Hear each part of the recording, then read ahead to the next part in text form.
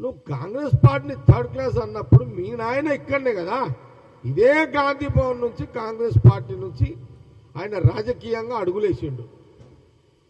అంటే నీ లెక్కలా మరి కాంగ్రెస్ థర్డ్ క్లాస్ అయితే మరి మీ నాయన కేసీఆర్ కూడా థర్డ్ క్లాసేనా?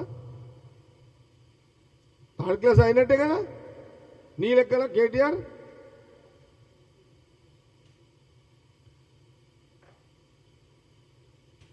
అంటే కేసీఆర్ కూడా థర్డ్ క్లాసేనా? మీ నాయన థర్డ్ క్లాసా?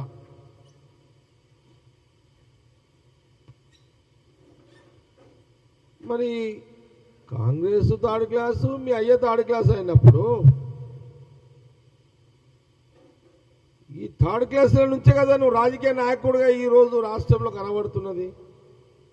దీనికి జవాబు ఏదన్నా క్లారిటీ ఇవ్వగలుగుతావా కేటీఆర్?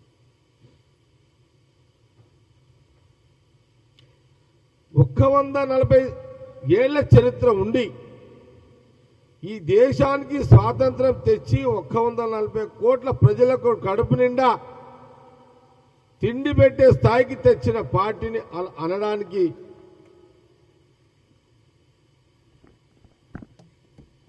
అట్లా అనడానికి నీకు మనసు ఎట్లా ఒప్పింది కేటీఆర్?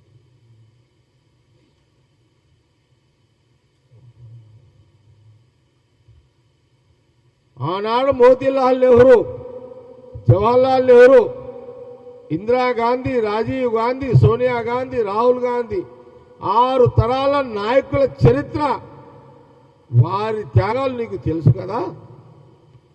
నువ్వు ఎట్లా మాట్లాడగలిగినావు ఈ మాటలు కేటీఆర్?